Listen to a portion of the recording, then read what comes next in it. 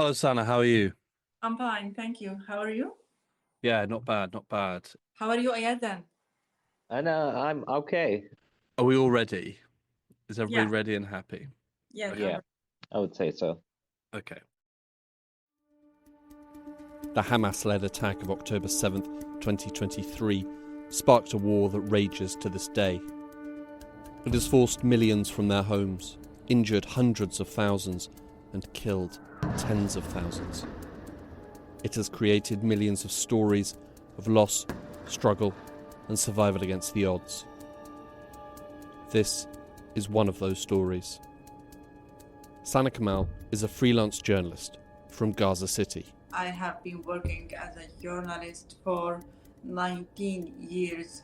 I have produced hundreds of stories about the situation inside Gaza, in particular the humanitarian stories reflecting the life inside Gaza. Like so many people in Gaza, Sanaa's life has been changed beyond all recognition and sanity. My name is Hugo Goodridge. I'm a journalist and producer at the New Arab in London. And last year, Sanaa reached out to me and asked to share her story. Joining me for this was Yazin Al-Sadi. I am the international correspondent editor. I've been working with the New Arab for more than 3 years now, and I've been working in journalism less than Sanaa, actually. I've been working for about 15 years. This is Sanaa's Odyssey, Episode 2, A State of Emergency.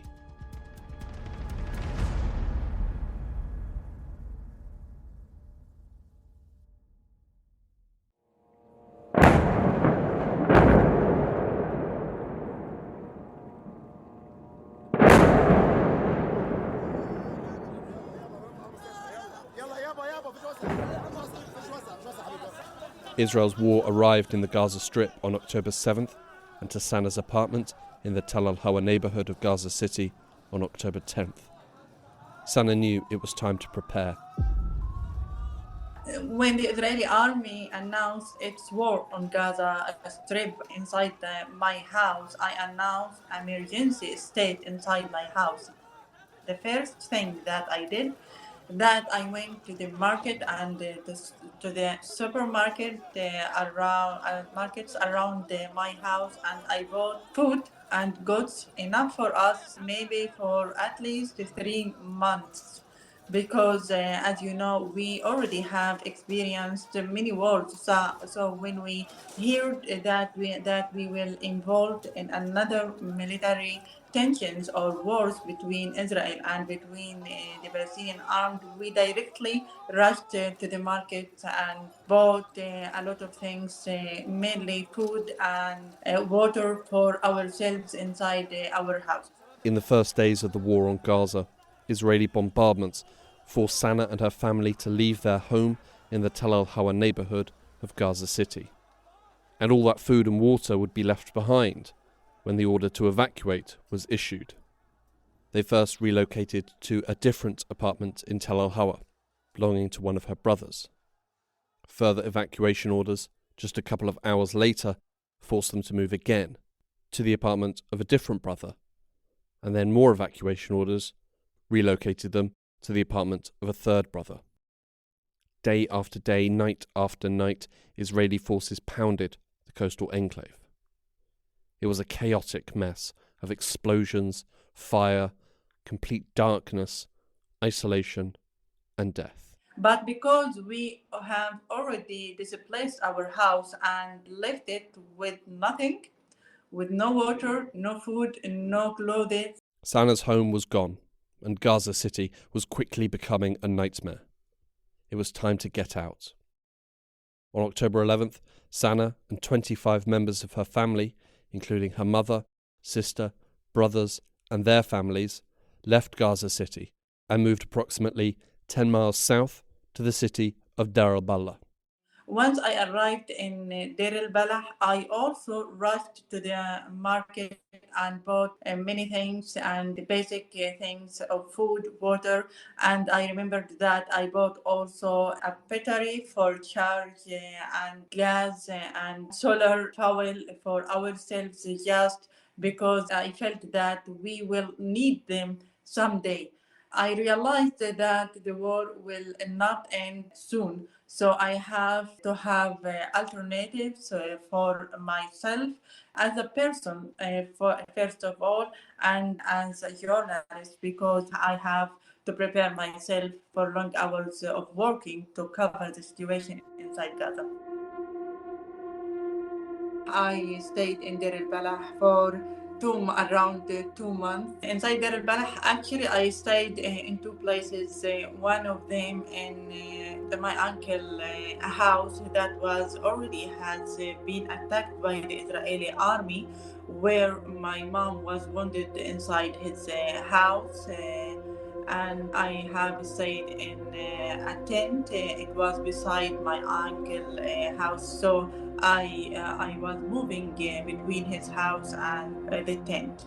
The war forced many families apart, but Sanaa was determined to keep hers together for as long as possible. Since the Israeli war started in Gaza, I have decided with my family that we shouldn't separate or live in separate places, because we believe that even we can live together or we can all live in the same Israeli attack. It's an almost unimaginable choice that her family were forced to face: live together or die together. At the same time, they would constantly try to predict the unpredictable. Where would be the next strike? Any place that I will displace to it, it doesn't mean that it will be safe place. But we try from time to time just to evacuate, not because that we would like to do that, but because the Israeli army forced us to do that, either because of its endless attacks that killed more and more of innocent people, or even because of that depression that you live under it and you cannot continue your life in this area because of this. In truth, it didn't really matter where Sanaa and her family moved to. Safe doesn't exist in Gaza. Every day, every hour, every minute, Sanaa rolled the dice. But every time when I moved from one place to another place, I was experienced to one or maybe to several Israeli massacres that killed dozens of people. Just you can look at them without even can take any action to help them. Just you can. Just I was shocked and look at them, and to be honest, I felt every time that my tears have been frozen. I can't even cry over any action in that I witnessed them and I saw them. The first time that Sanaa and her family were forcibly evacuated, it was as a result of an order that came from the Israeli army. When the Israeli army ordered us to evacuate our houses in Gaza, the Israeli army the first way by calling the owner of the buildings, but for us they call the International Red Crescent and asked them to come to our buildings and our area to evacuate all the people in Tal El Hawa. There is a point here worth highlighting. The orders from the Israeli army have an air of humanity about them. You should leave to a safe area because we're about to attack. In truth, that's a narrow reading of the warnings. A more accurate reading would be, in the next 15 to 30 minutes, but maybe sooner, maybe later, we're going to destroy your home. If you're still there when we hit, too bad. We won't wait. But later, when they asked us and ordered us to evacuate the buildings that we live inside, they called us directly, and sometimes they airdrop the leaflets to the people, and included the maps that asked the people to go to the so-called safe areas like Al Mawasi, like sheltering schools or any other areas. Al-Mawasi is a narrow area in Gaza that Israel demarcated as a safe zone. This did not make it immune from attack. During the war, Al-Mawasi has been struck numerous times, killing hundreds of people. Most of the time, the Israeli army hadn't asked the people to evacuate their houses. They only attacked their houses over their heads if they would like to kill or to assassinate the so-called wanted people that the Israeli army accused them that they are militants or belonging to the armed resistance inside Gaza. Sanaa and her family would spend 42 days in Dar al-Balah, moving between an apartment and a tent. Eventually, things became too difficult, and they were forced to make a tough decision. But because of the dire conditions that we lived inside Gaza, or even in our displacement journey in the coastal enclave, we have separated. And after we left Deir al-Balah for the first time, we have separated, as one of my brothers live in a tent inside Khan Yunis city, and the other in Rafah, while one of them stayed in Deir al-Balah. All of them stayed in tents. The only one who rented the apartment, he paid very expensive for the rental. He stayed in Al Nusayrat refugee camp in the central of Gaza Strip. Later on, they did try to reconvene. But when I returned to Deir al-Balah, we tried to gather once again, but we couldn't, because at that time we found that it's not good to stay in the same place, because we thought that maybe the army will commit any massacre for the area that we live. At least we can have some survivors from our family. Initially from her family apartment in Gaza City to a tent in Deir al-Balah, the ever-growing violence would then force Sanaa and her family further south. On November 21st, they moved to the southern city of Rafah, close to the border with Egypt. So as I left Deir al-Balah on 11th of November, and I stayed in Rafah there for 3 months. Because of the ongoing Israeli strikes around us, I was forced to displace from the house of my father's aunt in Rafah to the tents inside the Rafah city.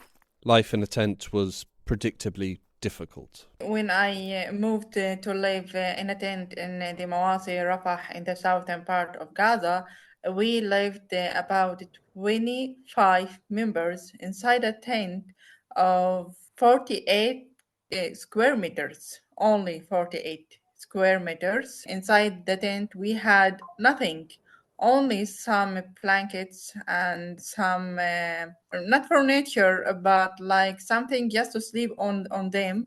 In addition, we didn't have any other things of the housing equipment for humans. We depend on our mobiles when we turn them as sometimes as radios, just to listen to the news broadcasts inside Gaza. Only this, but inside the tent we have nothing. Not only we, but all the Palestinians who live inside the tents, they really suffering from the dire situation to live inside such tents, that we cannot say that they are like houses. They only tents. At the start of the war, Israel cut off all food, water, and electricity to Gaza. Previously, Gaza had been suffering under a blockade. Now the coastal enclave was experiencing a complete siege. With this, Sanaa implemented a strategy for survival among her family. I decided to adopt one meal a day, because I realized that the Israeli army will close all the borders, as he did in the war of 2008. Since then, I have been adopting the only one meal until now, by the way. After 1 month only, all the food stocks have disappeared from the markets inside Gaza, which forced us to turning to use the canned food and the junk food. So even when you adopt one meal, and it should be that the only thing that you had now is junk food, I felt that we are struggling to stay alive. and I didn't know if we will survive either from the Israeli attacks or even from the pandemics and diseases that we have been affected by. I remembered that during 7 months of the war, I was laying in my bed maybe for 15 or 16 times because of the junk food. After 4 months of the war, I decided to give up all the food, the young and the other, and depends only on the milk and some kinds of vegetables that I found, and I had to buy them with high expenses inside Gaza. As food supplies in Gaza began to dwindle, the prices for what was available began to skyrocket. I remember that the first meal that we had of meat after maybe 6 months of the war, we had to buy the meat and poultry with $150 just to buy meat. And then we paid more than this because another meal of cow of beef actually we paid about $300 just to eat beef. And when we decide to eat fish from Gaza, despite the fishermen caught the fish from our sea, but we paid about $500. So now you're saying $300 for a kilo of beef? كيلو عم نحكي؟ قد ايه؟ يعني نص كيلو of beef or 2 kilos؟ قد ايه عم تقولي؟ For the chicken, there were five chicken. For the beef, we bought 3 kilos. Bought it 7 kilos of fish. We had to pay $500. The 5 chickens, 3 kilos of beef, and 7 kilos of fish were for 3 separate meals, feeding 28 people. They were the only meals of meat or fish that Sanaa ate. Just for context, before the war, say 3 kilos of beef before the war, how much was that?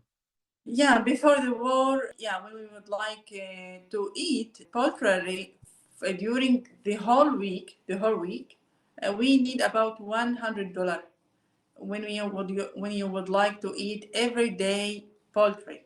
And when you would like to eat beef, 1 kilo, it was by $15, 1 kilo of beef meat. And for the fish, each kilo was sold for $10 only. Survival had become a daily struggle. The bombardments were relentless, the food was running out, and eating the food that was available opened Sanaa up to the risk of illness. Additionally, Israel didn't only seal the physical borders of Gaza, they also sealed the digital borders. Phone signals in or out of Gaza were cut off. The coastal enclave was alone. Sanaa's editor, Yazan al-Sadi, recalled those times when the lines were cut. Just trying to be in communication with Sanaa throughout this whole period. As her editor and colleague, it was terrifying, at least for me. Just every time there was no communication, seeing that one check and wondering what's happening. That's the experience from outside. At that time as well, we tried multiple avenues to see how to help make sure Sanaa stays connected. So we tried things like eSIM. And eSIMs worked for a moment, but then the Israelis cut it off. Whether they pressured the companies or, they had their own blocks that they created. So it was a constant battle to make sure that Sanaa stays connected. And for me, it was important because it was a way to make sure that she has a lifeline to, outside of Gaza, to vent, to share information, just to, connect with someone.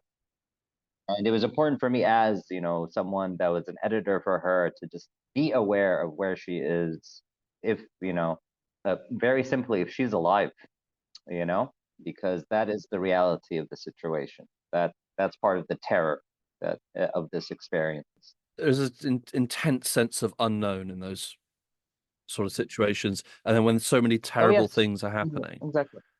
your mind fills Yes, those yes, and gaps with the oh, worst. of course, of course. And in that particular scenario, right? Like, I can see it.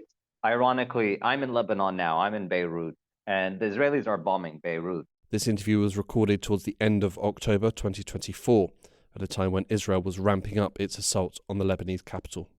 But I'm in a very safe area, right? But I can tell that people outside are terrified, are absolutely terrified for my own security and what's going on here. The thing is with Gaza, all of Gaza is a target. All of Gaza is tiny. All of Gaza is cut off. So the context she was at was much, much, much more terrifying and dangerous than I am. And I can tell you where I'm at, it's scary. It's very scary. You know, when the Israelis bomb the southern suburbs of Beirut, it's 10 kilometers from where I am. There's safety, but it's terrifying. In Gaza, they're bombing literally not 10 kilometers away. They're bombing like hundreds of meters away. So that is even more fraught with fears, I think, for Sanaa and for the people like myself that were trying to maintain communication with Sanaa throughout this whole time. This whole time. They pushed us to feel that we are inside a prison without having any access not only to the world around Gaza or but also inside Gaza because as you know the Israeli army separated the Gaza Strip and it divided it to areas, the southern part, the central parts, and even the northern part of Gaza. But when the Israeli army cut off all the communication inside Gaza, sometimes because all the time I try to hold my positive ideas, I try to invest in the time when the communication was cut off by talking with my family inside the shelter where we live inside it, and to try all the time to let them get rid of their pressure, psychological pressure, and to tell them that we will survive and this war will end as soon as possible, like that. But when I stayed alone inside the tent or even the room that I lived inside, really I felt that we left alone in this war, really. Sometimes I cried. Sometimes I felt very angry. Sometimes I wished to die and to see an end to this genocidal war. I had mixed feelings from time to time because all the time I feel that I have two faces, not one face. The first face that the strong woman or the strong daughter, the strong sister that must help her family. On the other hand, I have another, I can say, the weakness phase for the woman and for the Palestinian woman who really don't know what she should do to survive or even to help her family. There was no way to outrun the violence that unfolded across Gaza. There was nowhere to run that would be safe from it. It struck from nowhere and everywhere without warning. It moved from north to south and then back again multiple times a day, moving in the blink of an eye. It pounded down from the sky without distinction. An office, a business, a factory, a university, a school, a hospital, a home. It was unrelenting and unstoppable. Sanaa didn't get far in the war before the violence caught up with her. I have lost more than 150 members of my family.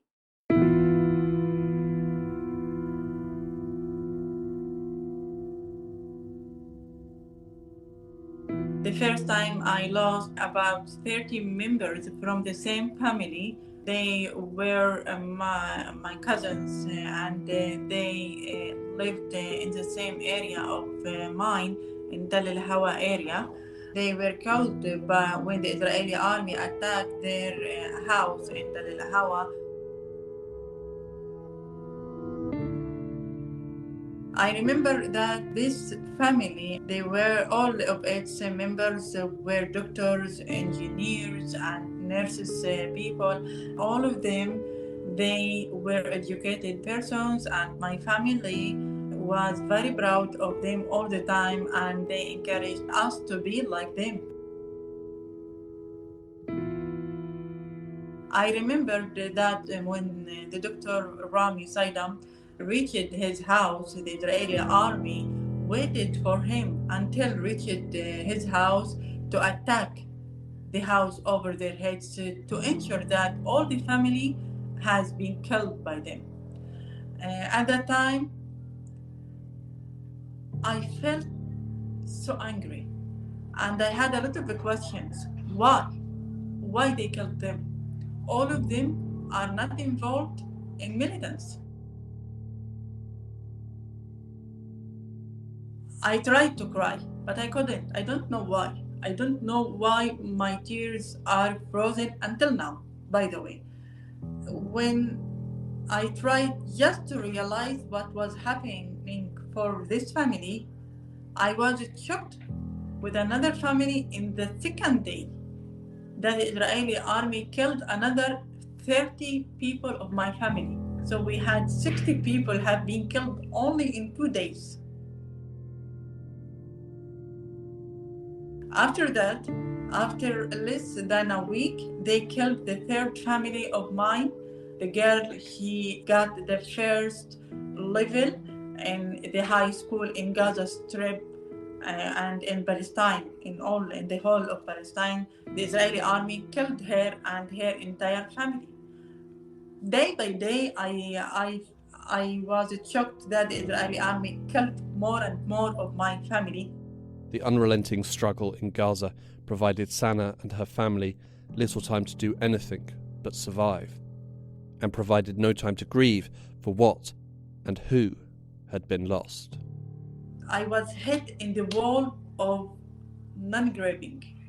I didn't have a time to grieve anyone. When I heard that someone of my family was killed, the only thing that I said, Allah yarhamu, and continue my life. Now in Gaza, all the people inside Gaza don't have a time to grieve anyone or to mourn anyone. The only thing that I did to grieve them by writing a story about the victims. This is the only way that I can mourn them and I can grieve them. In addition, when I lost my best friend, Jamal, really at that time, the only thing that I felt that I can do for him just to write a story about him. And I did. This war has already created another character of mine. All the time, I said that I'm strong, independent woman, but in this war, I hate this title for myself because when you really have to be strong and independent and woman and a journalist, so you have to pay a lot of responsibilities that you have never imagined to do that someday. Even in my nightmares, I hadn't imagined that I will witness such tragic during an Israeli war. The war had stripped Sanaa's family of their livelihoods, making Sanaa, as a journalist, the breadwinner of the family. When I feel sometimes that I have lost all my power and all my energy, I just try to remember my friends, my family, those people who really were very good people and they were adding a lot to our country and to our area inside Gaza. And all the time when I feel angry about the situation, just because I feel that I lost my long years that we have spent to build our area of Gaza, not just like distractions, buildings, but also that we build to our people. When you build the persons, you can build the buildings and the structures. But now I have lost everything. Not only the homes and buildings, but also the good persons. So it's very hard feelings that you have to carry it inside your heart or inside your soul. The war has created and spread enough sorrow and misery for 1,000 lifetimes. It has also raised intense, burning questions. Sometimes I asked myself, why in Gaza we have to pay the price of the Palestinian issue or even the Jerusalem, as well as we have other Palestinians in the West Bank, in Jerusalem, and we have an Islamic world that they also have the right to go to Jerusalem, and they must to defend to the Muslims inside Palestine and inside Jerusalem. And why only the Gazan people must pay the price of the wars, and they must pay the price from their blood, from their dreams, from their lives. In addition, they have to stay under the Israeli occupation, I think, forever. For whom and for what? All the time I ask myself about this. Why? Without having any answer. I remembered when we were in Rafah, when the Gaza has empty from the flour. I remember my brother Nidal. Actually, it was one of the most horrible times that we lived in Rafah. When I saw my brother, because of the children, he went to the houses around us and asked them to give him some flour that will allow their mothers to prepare some bread for them. Really, at that time, I remember that I cried a lot, because I felt that even when I have a lot of money, but I don't have flour to buy it. Yeah, at that time I hate everything. I hate Israel. I hate the Arab people. I hate the Islamic world. I hate the human rights organizations, and I hate everyone who really cannot just pressure Israel to stop its war against the innocent people. At that time, and I remember that I wished if the Israeli army attack us and kill all of us without letting any one of us as a survivor, just all of us, to move to another world, not to stay in this life and in this tough life without knowing what's your fate at least. Do you still feel that way? What? Do you still feel that way? Sometimes, yes, unfortunately.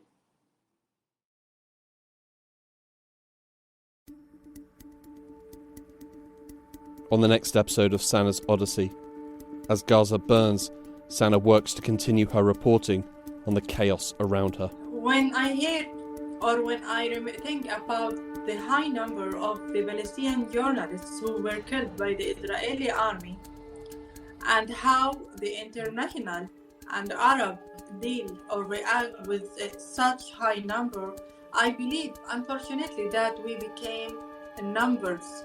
This episode was written and produced by me, Hugo Goodridge. It featured Sanaa Kamal and Yazan Al-Sadi. You can follow all the latest developments in Gaza and across the Middle East by visiting the New Arabs website.